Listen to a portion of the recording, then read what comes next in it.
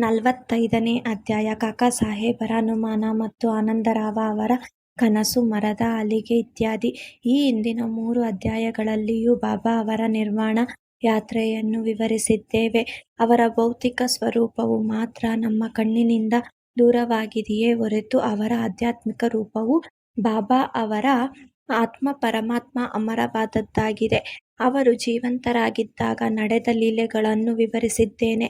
ಅವರು ಗತಿಸಿದ ನಂತರವೂ ಅಂತಹ ಲೀಲೆಗಳು ಸಂಭವಿಸಿವೆ ಮತ್ತು ಸಂಭವಿಸುತ್ತಲೂ ಇವೆ. ಬಾಬಾ ಅವರು ಜೀವಿಸಿದಾಗ ಅವರ ಸಂಪರ್ಕ ಪಡೆದ ಜನರೇ ಧನ್ಯರು. ಆದರೆ ಪ್ರಾಪಂಚಿಕ ವಿಷಯಗಳಲ್ಲಿ ವಿರಕ್ತಿಯನ್ನು ತೋರದೆ ಪರಮಾತ್ಮನ ಕಡೆಗೆ ಮನಸ್ಸು ಕೊಡದೆ ಇರುವ ಜನರು ದುರದೃಷ್ಟರೆಂದೇ ಹೇಳಬೇಕು. ಭಕ್ತರಿಂದ ಅವರಿಗೆ ಬೇಕಾಗಿರುವುದು ಹೃತ್ಪೂರ್ವಕ ಭಕ್ತಿ ಮಾತ್ರ. ನಮ್ಮ ಇಂದ್ರಿಯಗಳು, ಅವಯವಗಳು ಮತ್ತು ಮನಸ್ಸು ಬಾಬಾ ಅವರ ಸೇವೆಯಲ್ಲಿ ನಿರತರಾಗಿರಬೇಕು. ಕೆಲವು ಅವಯವಗಳನ್ನು ಪೂಜೆಗೆ ನಿಯಮಿಸಿ ಇನ್ನಿತರ ಅವಯವಗಳನ್ನು ಬೇರೆ ಕಡೆಗೆ ಹಾರಿಸಬಾರದು. ಪೂಜೆ ಮತ್ತು ತಪಸ್ಸು ಮಾಡುವಾಗ ನಾವು ಹೃತ್ಪೂರ್ವಕವಾಗಿ ತ್ರಿಕರಣ ಶುದ್ಧಿಯಿಂದ ಮಾಡಬೇಕು. ಧರ್ಮಪತ್ನಿಯು ತನ್ನ ಪತಿಯಲ್ಲಿ ಇಟ್ಟ ಪ್ರೇಮವನ್ನು ಶಿಷ್ಯನಿಗೆ ಗುರುವಿನಲ್ಲಿ ಇರುವ ಪ್ರೇಮಕ್ಕೆ ಹೋಲಿಸಬಹುದಾಗಿದೆ. ಮಾತಾಪಿತರಾಗಲಿ, ಸಹೋದರರಾಗಲಿ ಅಥವಾ ಬಂಧುಗಳೇ ಆಗಲಿ ನಮ್ಮ ಜೀವನದ ಗುರಿಯಾದ ಆತ್ಮಜ್ಞಾನವನ್ನು ಪಡೆಯಲು ಸಹಾಯಕರಾಗಲಾರರು. ನಮ್ಮ ದಾರಿಯನ್ನು ನಾವೇ ಹಾಕಿಕೊಂಡು ಆತ್ಮಜ್ಞಾನವನ್ನು ಪಡೆಯಬೇಕು. ನಿತ್ಯಗಳನ್ನು ವಿಚಾರ ಮಾಡಿ ಪ್ರಾಪಂಚಿಕ ಸುಖಭೋಗಗಳನ್ನು ತ್ಯಜಿಸಿ ಇಂದ್ರಿಯ ನಿಗ್ರಹ ಶಕ್ತಿಯನ್ನು ಗಳಿಸಿ ನಾವು ಮುಕ್ತ ಮಾರ್ಗ ಹಿಡಿಯಬೇಕು. ಇತರರಿಗೆ ಅಧೀನರಾಗುವ ಮೊದಲು ನಮ್ಮಲ್ಲಿ ನಾವೇ ವಿಶ್ವಾಸವಿಟ್ಟು ಈ ರೀತಿ ನಾವು ಈ ಪ್ರಪಂಚವು ನಶ್ವರವಾದುದೆಂದು ತಿಳಿದು ಮಿಥ್ಯ ಜ್ಞಾನವನ್ನು ತೊರೆದು ಚಿತ್ತವು ವಿಷಯಗಳಲ್ಲಿ ಪ್ರವರ್ತಿಸದಂತೆ ತಡೆದರೆ ಕೊನೆಗೆ ನಮಗೆ ವೈರಾಗ್ಯ ಬಂದು ಮಮಕಾರವು ದೂರವಾಗುವುದು. ಈ ವಿಧಾನದಿಂದ ಬ್ರಹ್ಮವಾಸನೆಯು ಉಂಟಾಗಿ ಆ ಬ್ರಹ್ಮನೇ ಗುರು ಎಂದು ಅರ್ಥವಾಗುತ್ತದೆ. ನಾವು ಯಾವಾಗ ಗುರು ಅಥವಾ ಆತ್ಮಜ್ಞಾನವನ್ನು ಪಡೆಯುತ್ತೇವೆ, ಗುರು ಅಥವಾ ಬ್ರಹ್ಮನನ್ನು ಹೃತ್ಪೂರ್ವಕವಾಗಿ ಆರಾಧಿಸುತ್ತೇವೆಯೋ ಆಗ ನಾವು ಆತನಲ್ಲಿ ಐಕ್ಯರಾಗಿ ಆತ್ಮಜ್ಞಾನವನ್ನು ಪಡೆಯುತ್ತೇವೆ. ಸಂಕ್ಷಿಪ್ತವಾಗಿ ಹೇಳುವುದಾದರೆ, ಗುರುವಿನ ನಾಮಸ್ಮರಣೆಯಿಂದಲೂ ಅವನ ಧ್ಯಾನದಿಂದಲೂ ನಾವು ಸಕಲ ಜೀವರಾಶಿಗಳಲ್ಲಿಯೂ ಅವನನ್ನು ಕಾಣುವಂತಾಗಿ ನಮಗೆ ನಿತ್ಯ ಆನಂದವು ದೊರಕುತ್ತದೆ. ಈ ಕೆಳಕಂಡ ಕಥೆಯು ಇದನ್ನು ಪ್ರತಿಪಾದಿಸುತ್ತದೆ. ಕಾಕಾ ದೀಕ್ಷಿತ ಅವರ ಅನುಮಾನ. ಏಕನಾಥ ವಿರಚಿತವಾದ ಭಾವಾರ್ಥ ರಾಮಾಯಣ ಇವುಗಳನ್ನು ಪ್ರತಿದಿನವೂ ಓದಲು ಬಾಬಾ ಅವರು ಕಾಕಾ ಅವರಿಗೆ ಆಜ್ಞಾಪಿಸಿದ್ದರೆಂಬುದು ನೆನಪಿರಲು ಸಾಕು. ಇದನ್ನು ಅವರು ಬಾಬಾ ಅವರು ಗತಿಸಿದ ನಂತರವೂ ಅನುಸರಿಸುತ್ತಾ ಬಂದರು. ಒಂದು ದಿನ ಚೌಪಾಟಿಯ ಕಾಕಾ ಮಹಾಜನಿ ಅವರ ಮನೆಯಲ್ಲಿ ಕಾಕಾ ದೀಕ್ಷಿತರು ಬೆಳಗ್ಗೆ ಏಕನಾಥ ಭಾಗವತವನ್ನು ಪಾರಾಯಣ ಮಾಡುತ್ತಿದ್ದರು. ಕಾಕಾ ಮಹಾಜನಿ ಅವರು ತಮ್ಮ ಶ್ಯಾಮ ಅವರು ಅದನ್ನು ಶ್ರದ್ಧೆಯಿಂದ ಕೇಳುತ್ತಿದ್ದರು. ಆ ಅಧ್ಯಾಯದಲ್ಲಿ 11ನೇ ಸ್ಕಂದ ಅಧ್ಯಾಯ 2 ಕವಿ, ಹರಿ, ಅಂತರಿಕ್ಷ, ಪ್ರಬುದ್ಧ, ಪೀಪಳಾಯನ, ಅವಿಹೋತ್ರ, ದುರ್ಮಿಲ, ಚಮಸ ಮತ್ತು ಕರಭಜನರೇ ಮೊದಲಾದ ನವನಾಥರು ಜನಕರಾಜನಿಗೆ ಭಾಗವತದ ಧರ್ಮತತ್ವಗಳನ್ನು ವಿವರಿಸುತ್ತಿದ್ದರು. ಜನಕರಾಜನು ಆ ನವನಾಥರನ್ನು ಕುರಿತು ಮುಖ್ಯ ಪ್ರಶ್ನೆ ಹಾಕಿದನು. ಅದಕ್ಕೆ ಎಲ್ಲರೂ ಸಮಂಜಸವಾದ ಉತ್ತರ ಕೊಟ್ಟರು. ಕವಿಯು ಭಾಗವತದ ಧರ್ಮವನ್ನು ಸೂಚಿಸಿದನು. ಹರಿಯು ಭಕ್ತರ ಗುಣಗಳನ್ನು ವಿವರಿಸಿದನು. ಅಂತರಿಕ್ಷನು ಮಾಯೆ ಎಂಬುದನ್ನು, ಪ್ರಬುದ್ಧನು ಮಾಯೆಯನ್ನು ದಾಟುವುದು ಹೇಗೆ ಎಂಬುದನ್ನು, ಪೀಪಳಾಯನು ಪರಬ್ರಹ್ಮನು ಏನೆಂಬುದನ್ನು, ಅವಿಹೋತ್ರನು ಕರ್ಮವು ಏನೆಂಬುದನ್ನು, ದುರ್ವಿಲನು ಪರಮಾತ್ಮನ ಅವತಾರ ಮತ್ತು ಲೀಲೆಗಳನ್ನು, ಚಮಸನು ನಾಸ್ತಿಕನು ಮರಣ ನಂತರ ಏನನ್ನು ಅನುಭವಿಸುತ್ತಾನೆ ಎಂಬುದನ್ನು ಮತ್ತು ಕರಭಜನನು ಯುಗಯುಗಗಳಲ್ಲಿ ಪರಮಾತ್ಮನನ್ನು ಯಾವ ರೀತಿ ಆರಾಧಿಸಬೇಕೆಂಬುದನ್ನು ವಿವರಿಸಿದರು. ಈ ಕಲಿಯುಗದಲ್ಲಿ ಹರಿನಾಮ ಸ್ಮರಣೆ ಒಂದೇ ಮೋಕ್ಷ ಮಾರ್ಗದ ಸಾಧನ. ಅಂದಿನ ಪಾರಾಯಣ ಮುಗಿದ ನಂತರ ಕಾಕಾ ದೀಕ್ಷಿತ ಶ್ಯಾಮ ಅವರನ್ನು ಕುರಿತು, ಈ ನವನಾಥರ ವಿವರಣೆ ಎಷ್ಟು ಚೆನ್ನಾಗಿದೆ, ಆಶ್ಚರ್ಯಕರವಾಗಿದೆ ಅಲ್ಲವೇ? ಆದರೆ ಅವುಗಳನ್ನು ಅಭ್ಯಸಿಸುವುದು ಬಹಳ ಕಷ್ಟ. ನಾಥರು ಶುದ್ಧರಾಗಿದ್ದರು. ನಮ್ಮಂತಹ ಮೂಢಾತ್ಮರಿಗೆ ಅವರಿಂದ ಉಲ್ಲೇಖಿಸಲ್ಪಟ್ಟ ಭಕ್ತಿಯನ್ನು ಹೊಂದಲು ಸಾಧ್ಯವೇ? ನಾವು ಎಷ್ಟು ಜನ್ಮ ತಾಳಿದರೂ ನಮಗೆ ಅದು ಸಾಧ್ಯವಿಲ್ಲ. ನಮಗೆ ಎಲ್ಲಿಯ ಮುಕ್ತಿ? ಅದನ್ನು ನಾವು ಬಯಸುವುದೂ ಬೇಡ ಎಂದು ತೋರುತ್ತದೆ ಎಂದರು. ಶ್ಯಾಮ ಅವರಿಗೆ ಇಂಥ ಮನೋಭಾವನೆ ಹಿಡಿಸಲಿಲ್ಲ. ಆಗ ಅವರು ತಮ್ಮ ಅದೃಷ್ಟ ಬಲದಿಂದ ಬಾಬಾ ಅವರಂಥ ಅನರ್ಘ್ಯ ರತ್ನವನ್ನು ಪಡೆದಿರುವರೆ ಹೀಗೆ ಹೇಳುವುದು ನಿಜವಾಗಿಯೂ ಸರಿಯಾದುದಲ್ಲ. ಬಾಬಾ ಅವರಲ್ಲಿ ನಮಗೆ ಶುದ್ಧ ಭಕ್ತಿ ಇದ್ದರೆ ನಾವು ಏಕೆ ಅಶಾಂತಿಯಿಂದ ಇರಬೇಕು? ನಾಥರ ಭಕ್ತಿಯು ಶಕ್ತಿಯುತವಾಗಿರಬಹುದು, ನಮ್ಮ ಭಕ್ತಿಯೂ ಹಾಗೆ ಇಲ್ಲವೇ? ಬಾಬಾ ಅವರೇ ನಮಗೆ ಗುರು. ಹರಿನಾಮ ಸ್ಮರಣೆ ಒಂದೇ ಮುಕ್ತಿ ಮಾರ್ಗಕ್ಕೆ ಸುಲಭ ಸಾಧನವೆಂದು ಹೇಳಲಿಲ್ಲವೇ? ಹೀಗಿದ್ದ ಮೇಲೆ ಚಿಂತೆ ಏಕೆ, ಹೆದರಿಕೆ ಏಕೆ ಎಂದು ಕೇಳಿದರು. ಕಾಕಾ ಸಾಹೇಬರಿಗೆ ಶ್ಯಾಮ ಅವರ ವಿವರಣೆ ಅರ್ಥವಾಗಲಿಲ್ಲ, ತೃಪ್ತಿಯಾಗಲಿಲ್ಲ. ಅವರು ಆ ದಿನವೆಲ್ಲವೂ ಅಗಾಧವಾದ ಭಕ್ತಿಯನ್ನು ಸಂಪಾದಿಸುವುದು ಹೇಗೆ ಎಂದು ಚಿಂತಿಸುತ್ತಾ ಮನಃಶಾಂತಿ ಇಲ್ಲದೆ ಕೊರಗಿದರು. ಮರುದಿನ ಬೆಳಗ್ಗೆ ಒಂದು ಪವಾಡ ಜರುಗಿತು. ಆನಂದರಾವ ಪಕಾಡೆ ಎಂಬುವರು ಶ್ಯಾಮ ಅವರನ್ನು ಹುಡುಕಿಕೊಂಡು ಅವರ ಕಡೆಗೆ ಬಂದರು. ಆಗ ಭಾಗವತದ ಪಾರಾಯಣ ನಡೆದಿತ್ತು. ಪಕಾಡೆಯವರು ಶ್ಯಾಮ ಅವರ ಹತ್ತಿರ ನಿಂತು ಏನೋ ಪಿಸುಗುಟ್ಟುತ್ತಿದ್ದರು.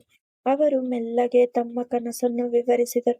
ಈ ಕಿವಿ ಮಾತನ್ನು ಕೇಳಿ ಕಾಕಾ ಸಾಹೇಬರು ಪಾರಾಯಣ ನಿಲ್ಲಿಸಿ ಅದೇನೆಂದು ಕೇಳಿದರು.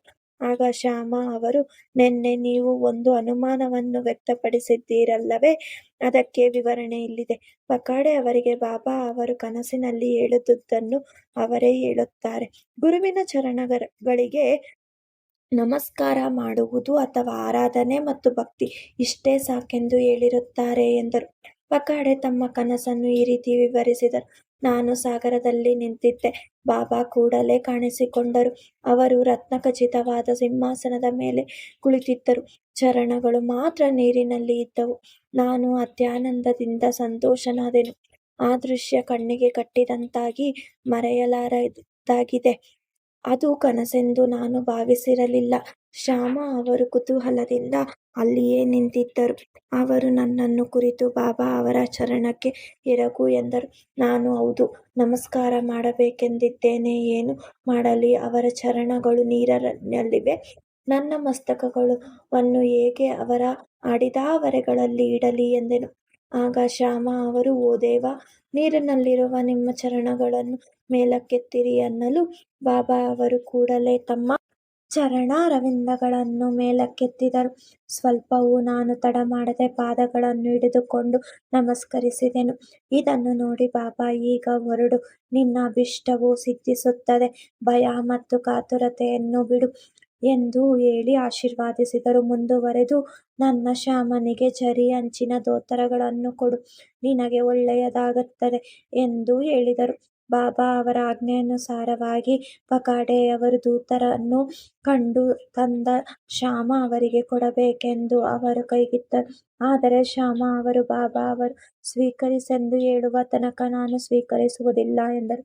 ಕೆಲವು ಕಾಲದ ಚರ್ಚೆಯ ನಂತರ ಕಾಕಾ ಅವರು ಚೀಟಿ ಹಾಕಲು ನಿರ್ಧರಿಸಿದರು. ಅನುಮಾನ ಬಂದಾಗ ಚೀಟಿ ಹಾಕಿ ಅದರಲ್ಲಿ ಒಂದನ್ನು ಎತ್ತಿ ಬಂದ ಉತ್ತರದಂತೆ ನಡೆಯುವುದು ಕಾಕಾ ಅವರ ವಾಡಿಕೆ ಆಗಿತ್ತು.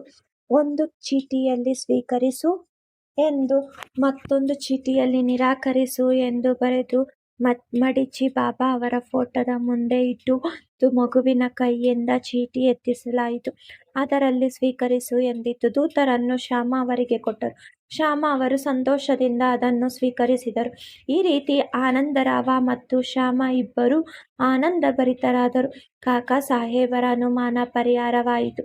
ಈ ಕಥೆಯು ಇತರ ಸಂತರ ವಾಣಿಯನ್ನು ಗೌರವಿಸುವಂತೆ ಹೇಳುವುದಲ್ಲದೆ ಅದೇ ಸಮಯದಲ್ಲಿ ನಮ್ಮ ಮಾತೆಯಲ್ಲಿ ನಾವು ಅಚಲ ವಿಶ್ವಾಸ ಇಡಬೇಕೆಂಬುದನ್ನು ಬೋಧಿಸುತ್ತದೆ. ಗುರುವಿಗೆ ನಮ್ಮ ಯೋಗಕ್ಷೇಮದ ವಿಚಾರ ಇತರರಿಗಿಂತ ಹೆಚ್ಚಾಗಿ ತಿಳಿದಿರುವುದರಿಂದ ಅವರ ಉಪದೇಶಗಳನ್ನು ನಾವು ಪಾಲಿಸಬೇಕು. ಈ ಪ್ರಪಂಚದಲ್ಲಿ ಅನೇಕ ಸಂತರಿದ್ದಾರೆ. ಆದರೆ ನಮ್ಮ ನಿಜವಾದ ಗುರುವೇ ನಮಗೆ ತಂದೆ. ಬೇರೆಯವರು ಅನೇಕ ಹಿತವಚನಗಳನ್ನು ಹೇಳಬಹುದು, ಆದರೆ ನಮ್ಮ ಗುರುವಿನ ಮಾತನ್ನು ಮಾತ್ರ ಎಂದಿಗೂ ನಾವು ಮೀರಬಾರದು. ಅಂದರೆ ನಾವು ನಮ್ಮ ಗುರುವನ್ನು ಮನಃಪೂರ್ವಕವಾಗಿ ಪ್ರೀತಿಸಬೇಕು, ಅವರಲ್ಲಿ ಸಂಪೂರ್ಣ ಶರಣಾಗತರಾಗಿರಬೇಕು, ಅವರ ಮುಂದೆ ಭಕ್ತಿಯಿಂದ ನಮಸ್ಕರಿಸಬೇಕು. ಹೀಗೆ ಮಾಡಿದರೆ ಸೂರ್ಯನ ಮುಂದೆ ಕತ್ತಲು ಹೇಗೆ ಇರಲಾರದೋ ಹಾಗೆ ನಿಮ್ಮ ಮುಂದೆ ಯಾವ ಸಂಸಾರ ಸಾಗರವೂ ಇರಲಾರದು ಎಂದು ಹೇಳಿರುವ ಬಾಬಾ ಅವರ ವಚನಗಳು ನಮ್ಮ ಹೃದಯದಲ್ಲಿ ನೆಲೆಗೊಳ್ಳುತ್ತವೆ. ಹಲಿಗೆಯ ಹಾಸಿಗೆ. ಮೊದಮೊದಲು ಬಾಬಾ ಅವರು 4 ಮೊಳ ಉದ್ದ, 1 ಮೊಳ ಅಗಲ, ಸುತ್ತಲೂ 4 ಮೊಳಗಳಲ್ಲಿ ಪಣತಿ ಉರಿಯುತ್ತಿದ್ದ ಕಟ್ಟಿಗೆಯ ಹಲಿಗೆಯ ಮೇಲೆ ನಿರ್ದೇಶಿಸುತ್ತಿದ್ದರು. ಕೊನೆಗೆ ಆ ಹಲಿಗೆಯನ್ನು ಬಾಬಾ ಚೂರು ಚೂರು ಮಾಡಿ ಒಗೆದು ಬಿಟ್ಟರು. 10ನೇ ಅಧ್ಯಾಯ ನೋಡಿರಿ. ಒಂದು ಸಾರೆ ಬಾಬಾ ಅವರು ಆ ಹಲಿಗೆಯ ಮಹತ್ವವನ್ನು ಕಾಕಾ ಅವರಿಗೆ ವಿವರಿಸಿರುತ್ತಾರೆ. ಅದನ್ನು ಕೇಳಿದ ಅವರು, ನೀವು ಇನ್ನೂ ಹಲಿಗೆಯನ್ನು ಪ್ರೀತಿಸುವುದಾದರೆ ಇನ್ನೊಂದು ಹಲಿಗೆಯನ್ನು ತಂದು ಉಯ್ಯಾಲೆ ಕಟ್ಟುತ್ತೇವೆ, ಅದರ ಮೇಲೆ ಸುಖವಾಗಿ ಇರುವಂತೆ ಎಂದು ಹೇಳಲು ಬಾಬಾ ಅವರು ಮಹಲ್ಸಾಪತಿಯನ್ನು ನೆಲದ ಮಲಗಿಸಿ, ನಾನು ಮೇಲೆ ಮಲಗಲು ಇಷ್ಟಪಡುವುದಿಲ್ಲ ಎಂದರು. ನಂತರ ಕಾಕಾ ಅವರು ಮಹಲ್ಸಾಪತಿಯವರಿಗೂ ಒಂದು ಹಲಿಗೆ ಕೊಡಿಸುತ್ತೇನೆ ಎಂದು ಹೇಳಲು ಬಾಬಾ ಅವರು, ಅವನು ಹಲಿಗೆಯ ಮೇಲೆ ಹೇಗೆ ನಿದ್ರಿಸಬಲ್ಲನು? ಹಲಿಗೆಯ ಮೇಲೆ ಎತ್ತರದಲ್ಲಿ ಮಲಗುವುದು ಅಷ್ಟು ಸುಲಭವಲ್ಲ. ಯಾರು ಸದ್ಗುಣ ಪರಿಪೂರ್ಣರೋ ಅಂಥವರು ಮಾತ್ರ ಹಲಿಗೆಯ ಮೇಲೆ ನಿದ್ರಿಸಬಲ್ಲರು. ಅವರು ಯಾವಾಗಲೂ ಜಾಗೃತ ದೃಷ್ಟಿ ಹೊಂದಿದವರಿರಬೇಕು. ನಾನು ನಿದ್ರೆ ಹೋಗುವಾಗ ನನ್ನ ಹೃದಯದ ಮೇಲೆ ಕೈಯಿಟ್ಟು ನಾನು ಹರಿನಾಮ ಸ್ಮರಣೆ ಮಾಡುತ್ತಿರುವುದನ್ನು ಗಮನಿಸುತ್ತಿರು. ನಿದ್ರಿಸಿದಾಗ ನನ್ನನ್ನು ಎಚ್ಚರಿಸು ಎಂದು ನಾನು ಮಹಲ್ಸಾಪತಿಗೆ ಹೇಳುತ್ತೇನೆ. ಅವನಿಂದ ಅದು ಸಾಧ್ಯವಿಲ್ಲ. ಅವನೇ ನಿದ್ರೆಯಿಂದ ತೂಕಾಡಿಸುತ್ತಾನೆ. ನನ್ನ ಹೃದಯದ ಮೇಲಿನ ಅವನ ಕೈಗಳು ಕಲ್ಲಿನಂತೆ ಭಾರವಾಗಿರುತ್ತದೆ. ಭಗತ್ ಎಂದು ನಾನು ಕೂಗಿದಾಗ ಮಾತ್ರ ಅವನು ಎಚ್ಚೆತ್ತು ಕಣ್ಣು ತೆರೆಯುತ್ತಾನೆ. ಹೀಗೆ ನೆಲದ ಮೇಲೆಯೇ ಸರಿಯಾಗಿ ನಿದ್ರಿಸಲಾಗದೆ ನಿದ್ರಾದೇವಿಯ ಗುಲಾಮನಾಗಿರುವ ಅವನು ಹಲಿಗೆಯ ಮೇಲೆ, ಅದು ಎತ್ತರದಲ್ಲಿ ಹೇಗೆ ನಿದ್ರಿಸಬಲ್ಲನು ಎಂದರು. ಅನೇಕ ಸಾರೆ ಬಾಬಾ ಅವರು ಭಕ್ತರ ಮೇಲಿನ ಪ್ರೀತಿಯಿಂದ ಯಾವುದೋ ನಮ್ಮದು, ಅದು ನಮ್ಮೊಡನೆ ಇರುತ್ತದೆ, ಇತರರದು ಅವರವರ ಹತ್ತಿರ ಇರುತ್ತದೆ ಎಂದು ಹೇಳುತ್ತಿದ್ದರು. ಶ್ರೀ ಸಾಯಿ ಪ್ರಣಾಮ. 45ನೇ ಅಧ್ಯಾಯವು ಸಂಪೂರ್ಣವಾಯಿತು.